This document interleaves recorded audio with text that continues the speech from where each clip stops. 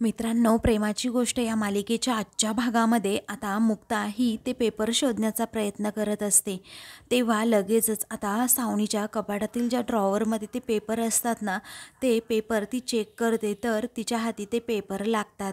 त्यामुळे आता लगेचच मुक्ता खूपच खुश होते आणि त्या पेपरकडे पाहत म्हणते की हेच ते पेपर. आता कुणीही मला माझ्या लेकीपासून दूर करू शकत नाही. माझी सई माऊ नेहमी माझ्याजवळच राहणार.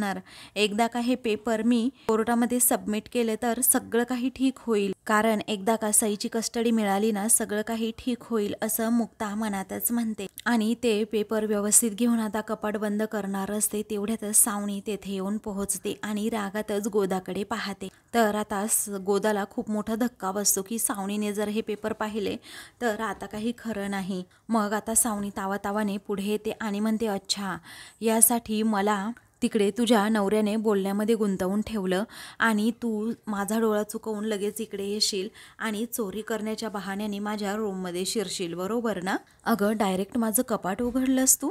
अगं, शेवटचा दिवस आहे म्हणून चोरी करण्याचा प्लॅन आहे तुझा, बरोबर ना?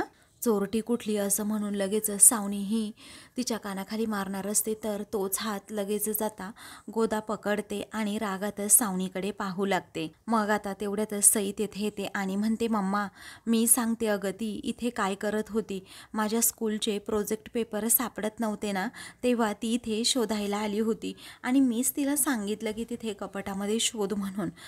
मग आता सागर देखील तितक्यात तिथे येऊन पोहोचलेला असतो की काय होऊन बसलं हे, कारण मुक्ताच्या हातात ते पेपर्स असतात. सावनी आता रागातच सईला विचारते की काय गं, खोटं बोलतेस का तू? मग आता ती म्हणते, नाही मम्मा, अगं मी खोटं का बोलेन, मीच सांगितलं होतं गोदा आजीला मम्माच्या कपाटामध्ये ते पेपर्स असतील. पुढे सई पुन्हा खोटं बोलू लागते की अगं, स्कूलमध्ये ते प्रोजेक्ट पेपर सबमिट करायचे होते म्हणून मी तिला चावी दिली होती. अगं खरंच मम्मा. आता असं सईने खोटं बोलल्यानंतर सागर मुक्ता एकमेकांकडे पाहतच राहतात आणि गालातच हसतात. पण आता सावनी ही लगेचच मुक्ताकडे मागे पाहते आणि तिच्या हातात असणारे पेपर नक्की कोणते आहे हे पाहण्याचा प्रयत्न करते. मग आता तेच पेपर असतात जे सईच्या कस्टडीचे असतात.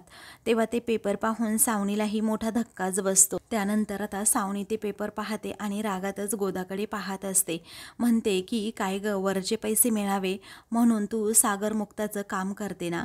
मला आता खरं खरं सांग, हे पेपर्स तुला मुक्ताने चोरायला सांगितले ना? मग आता लगेचच गोदा म्हणते, नाही हो मॅडम, मला तर लिहिता वाचता सुद्धा येत नाही ना. मग मी कशाला तुमचे पेपर वगैरे वाचू आणि मी कशाला उगीच त्यांचं काम करू? मग आता त्या चिमणीने कागद आणायला सांगितले. मी तिला म्हटलं की जे कागद असेल ना ते तिला नेऊन दाखवावेत फक्त. तेव्हा आता सावनी गोदाचं बोलणं ऐकूनच घेत नसते. ती म्हणते, तू चल ग इथून, निघ अगोदर घराबाहेर, असं म्हणून ती आता लगेचच गोदाला घराबाहेर काढत असते. तेव्हा सावनी लगेचच पुढे येते आणि म्हणते, मम्मा मम्मा, नको ना अगं, प्लीज प्लीज, अगं प्लीज नको ना, कारण गोदा आजीला इथे राहू दे ना, मला तिची गरज आहे. अगं माझं ना जरा चुकलंच, मी तुला सांगायची विसरले. अगं मला सांग, मला नीट वेण्या घालता येतात का? नाही ना? गोदा आजी बघ ना, किती छान वेण्या घालून देते माझ्या आणि मला छानसुद्धा टिफिन बनवून देते. त्याचबरोबर माझे लाडसुद्धा खूप करते ती, कारण ती असल्यावर मला कधीही म्हणजे कधीही असं एकटं वाटतच नाही. सईचं हे बोलणं ऐकून मुक्ता सागरला खूपच आनंद झालेला असतो. तेव्हा आता सावनी विचारते, आर यू शुअर? खरंच ती तुझ्यावर एवढं प्रेम करते? मग आता सई म्हणते, हो मम्मा, शुअर मम्मा, कारण बघ ना, ती माझं खूप लाड करते अगं, माझ्यावर खूप जीव लावते ती आणि माझंही तिच्यावर तेवढंच प्रेम आहे अगं मम्मा. तेव्हा सावनी आता तिच्यावर ओरडते, काय आहे अगं सई तुझं, आत्ता एक मग एक. मग आता लगेचच, सॉरी हा मम्मा, पण प्लीज गोदा आजीला राहू देत ना ग इथे, मी तुझं सगळं काही ऐकेन, पण प्लीज राहू देत ना. तेव्हा आता सई खूपच रिक्वेस्ट करते. ते पाहून सावनी आता ओके ओके असं म्हणते आणि आपलं कपाट बंद करून त्याचबरोबर ते पेपर्स घेऊन लगेचच तेथून जाते. तेव्हा ते पेपर घेऊन गेल्यामुळे सागर तिच्याकडे पाहतच राहतो. तर आता मुक्ता ही खूपच प्रेमाने आपल्या सई माऊकडे पाहते. सावनी आता बाहेर जाता जाता लगेचच त्या गणपतला म्हणजे सागरलाच मोठ्याने म्हणते, आता जाऊन सांगा तुमच्या त्या असोसिएशनला, नाही काढलं तुमच्या त्या बायकोला कामावरनं, समजलं? तेव्हा सागर आता कसा बसा हो असं म्हणतो आणि लगेचच तिचे आभार मानतो. तर सावनी आता तरातरा लगेच तेथून जाते. त्यानंतर आता लगेचच सई ही मुक्ताला विचारते की आता मी तुला गोदाजी म्हणू की मुक्ताई म्हणू. तेव्हा सईचं हे बोलणं ऐकून आता मुक्ताला खूपच आनंद होतो. तेव्हा ती सई माऊ असं म्हणून पटकन सईला आपल्या मिठीत घेते. मग त्या दोघीही एकमेकींना घट्ट मिठी मारून आता खूपच रडू लागतात. तेव्हा लगेचच सागरसुद्धा पुढे येतो आणि मायलेकींकडे पाहतच राहतो. मग आता लगेचच इकडे सावनी ही बाहेर येते आणि म्हणते, बापरे, बरं झालं मी अगदी वेळेतच तेथे पोहोचले. कारण गोदाला जरी वाचता येत नसेल ना तरीही सईला वाचता येतं. तिने हे पेपर्स जर पाहिले असते तर आणि सागर मुक्ताच्या हाताला जर हे पेपर्स लागले असते तर सगळं काही संपलं असतं. इकडे आता मुक्ता म्हणते की थँक्यू सईमाऊ आज मला वाचवल्याबद्दल आणि पुन्हा एकदा माझ्या आयुष्यात तू आल्याबद्दल. मग आता सागर म्हणतो, माझ्या नाही आपल्या आयुष्यात, असं म्हणून आता तो मुक्ताकडे पाहतच राहतो. तर सईला सुद्धा खूप आनंद होतो. मग आता सागर हा सईच्या डोक्यावरून प्रेमाने हात फिरवत म्हणतो, थँक्यू सई, तू आम्हाला समजून घेत. म्हणून तो सईच्या कपाळाचा असा गोड पापा घेतो. मग सईला अजूनच छान वाटतं. मग त्यानंतर मुक्ता आता सईचे अश्रू पुसत म्हणते की तुला कसं सांगू बाळा, मी तुला ना खूप मिस केलंय. अगं तुझ्याशिवाय मी एक दिवस सुद्धा जगू शकत नाही. अगं तुझ्याशिवाय मी स्वतःला इमेजिन सुद्धा नाही करू शकत. आता सई खूपच खुश होते कारण मुक्ता तिच्या जवळ असते. तिलाही आता मुक्ताच्या प्रेमाची जाणीव झालेली असते आणि म्हणूनच एक पाऊल मागे सईने आता मुक्ताजवळ जाण्याचा निर्णय घेतलेला असतो. मग त्यानंतर आता मुक्ता ही सारखी सारखी सईची माफी मागते आणि म्हणते, मी तुझी खरंच खूप मोठी गुन्हेगार आहे. तुला न सांगता, तुला काहीही न कळवता तुझ्या मुक्ताईने खूप मोठा निर्णय घेतला ना बाळा. आता प्लीज तू तुझ्या मुक्ताईला माफ करशील, असं आता ती सईला विचारते. तेव्हा सई आता प्रेमानेच मुक्ताचे हातात घेते आणि म्हणते की सॉरी मुक्ताई, अगं मी तुला चुकीचं समजले. अगं मला वाटलं तू मला ना सोडून गेलीस, तू माझ्यावर ना प्रेमच करत नाही म्हणून.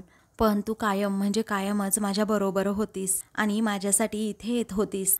तू मला आगीपासून पण वाचवलं. मला मॉडेलिंग करायचं नव्हतं आणि म्हणून तू माझ्या केसांना खूप तेल लावलं, असं चिपकं करून टाकलं तू मला. तू सेटवर सुद्धा आलीस कशासाठी, तर मला प्रोटेक्ट करायला. तू मला रोज खायला देत होतीस आणि माझी काळजी सुद्धा घेत होतीस. पण मला कसं समजलं नाही की जिला इतकं सगळं कळतं माझ्या मनातलं, ती फक्त आणि फक्त मुक्ताईच असली पाहिजे. खरंच तू कधीच मला एकटं सोडलं नाही ग. तूच माझी आई आहेस जी मला कधीही एकटं सोडणार नाही, असं म्हणून सई आता मुक्ताकडे पाहतच राहते. आता प्लीज तू मला घेऊन जा ना मुक्ताई तिकडे आपल्या घरी, कारण मी तुमच्याशिवाय ना राहूच शकत नाही. तेव्हा सई आता आय लव्ह यू मुक्ताई असं म्हणते आणि तिला घट्ट मिठी मारते.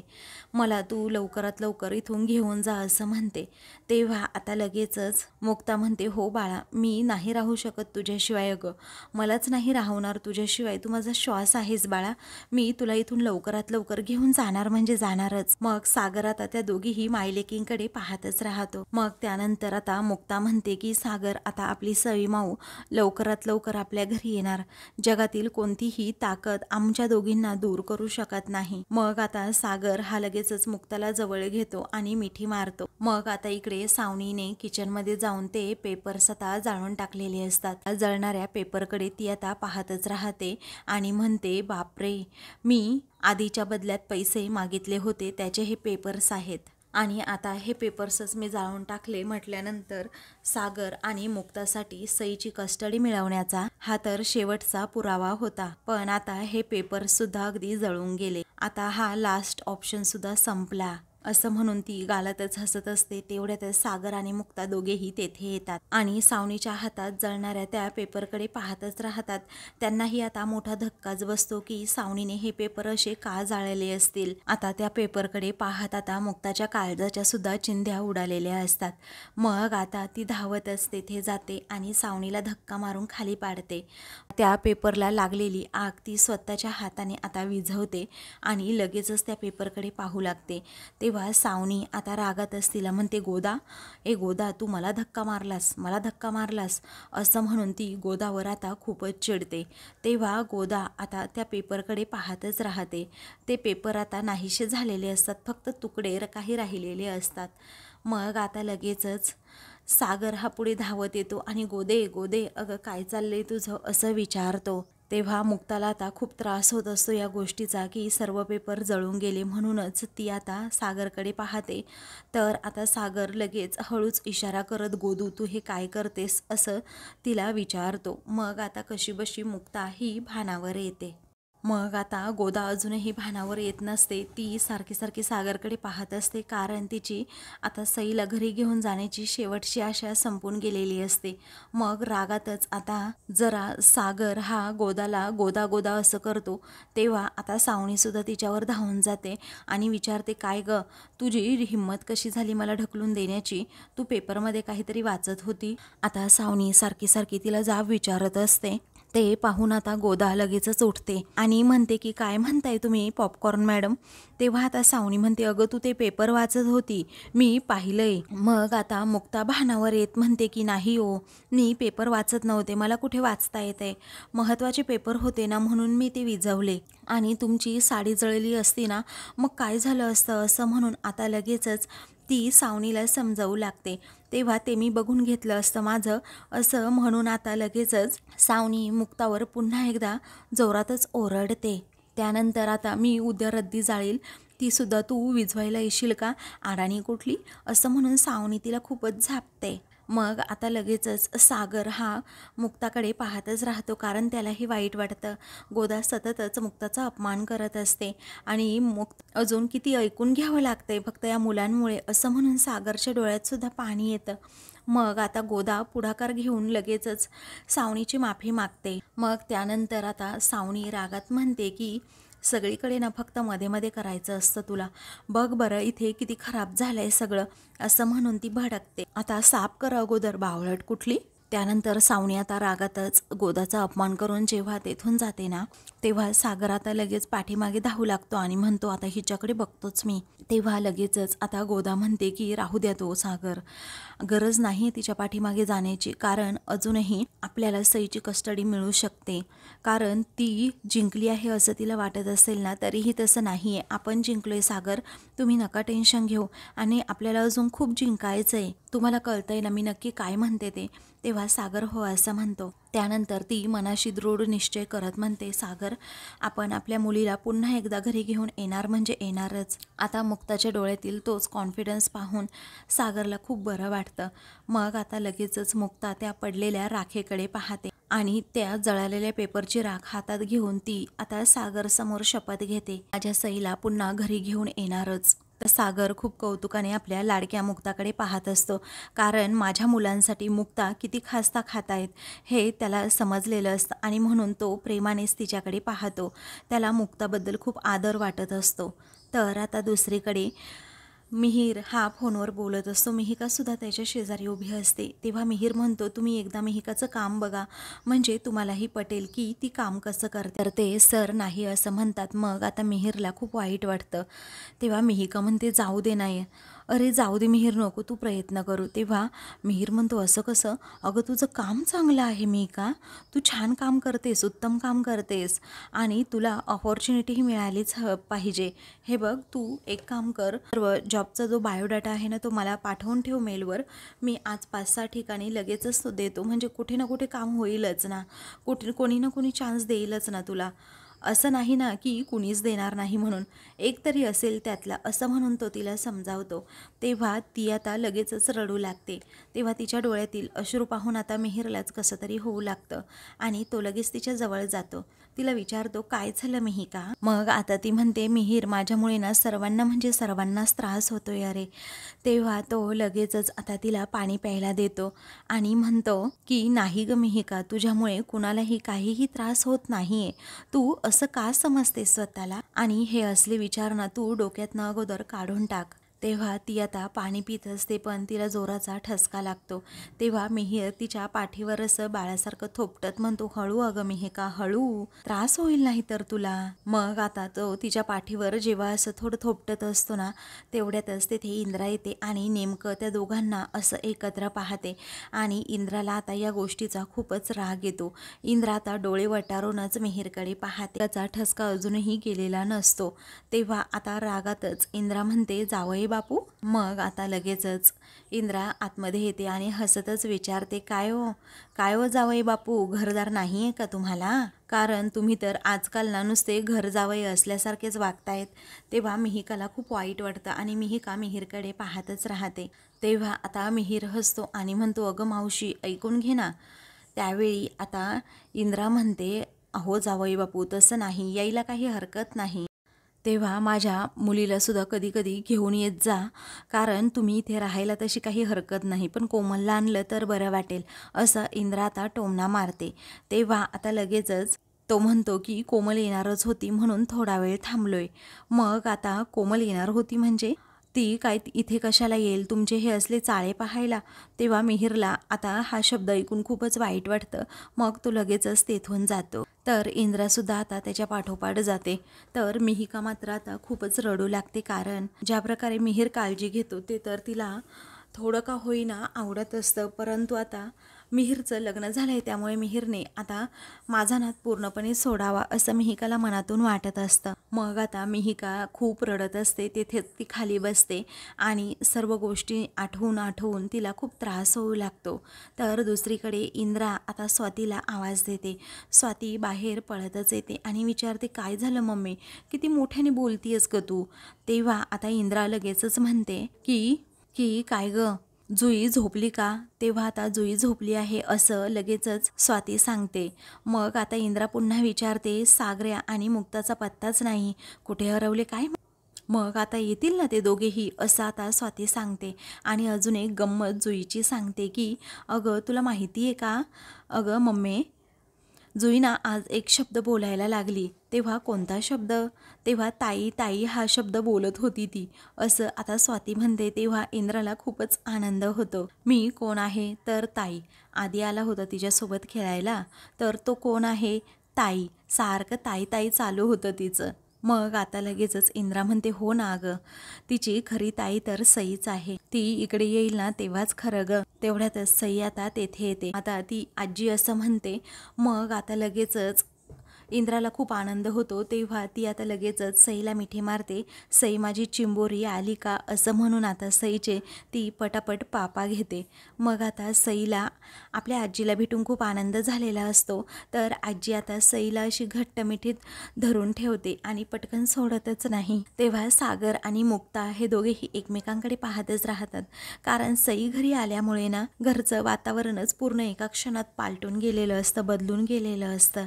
तेव्हा आता इंद्रा लगेचच तिची दृष्ट काढत, कशी आहेस ग माझं बाळ, असं विचारते. आणि अजून तू रागवली आहेस का आमच्यावर, असं म्हणते. मग आता मुक्ता म्हणते, नाही मम्मी, अहो तिची आता कट्टी संपली आणि बट्टी मूड ऑन, हो की नाही सई माऊ? तेव्हा सई हो असं म्हणते. तेव्हा तुला भूक लागली असेल ना, मी काळ्या वाटाण्याची उसळ बनवली आहे, असं आता इंद्रा म्हणते. तेव्हा आता सईला खूपच आनंद होतो. मग आता ती म्हणते की आजी, अगं मी तुझ्या हातचे ना फूड खूप म्हणजे खूप मिस केले. मग आता इंद्राला अजूनच वाईट वाटतं आणि ती सईला पुन्हा एकदा जवळ घेते. तेव्हा तू मिस केलं ना, थांब हा, सगळं तुला खायला घालते हा मी आता, असं म्हणून इंद्रा आता लगेचच किचनमध्ये जाते. लगेचच किचनमधून मीठ घेऊन येत तिच्यावरून ती ओवाळत लगेच तिची दृष्ट काढते. सागर आणि मुक्ता हे दोघेही आता सईकडे पाहतच राहतात आणि इंद्राकडे सुद्धा, कारण सई खूप दिवसानंतर घरी आली याचा आनंद इंद्राच्या चेहऱ्यावर असतोच. त्यानंतर आता इंद्रा म्हणते, काहीही झालं ना तरीही माझी सई माझ्यापासून अजिबातच दूर जाणार नाही. आता मी बघतेस तिला कोण घेऊन जाते ते. मग आता लगेचच मुक्ता म्हणू लागते, मम्मी, अहो सईचा ड्रॉइंग क्लास आहे, असं म्हणून आम्ही तिला इथे घेऊन आलोय आणि तिला परत तर जावं लागेलच ना. मग आता लगेचच स्वाती विचारते, मग तिचं जेवण? तेव्हा मुक्ता म्हणते, काही नाही, तेवढा उशीर झाला तरी चालेल, क्लास जरा जास्त वेळ चालू राहिला हे आपण सांगू शकतो. इंद्रा म्हणते, हो चालेल चालेल.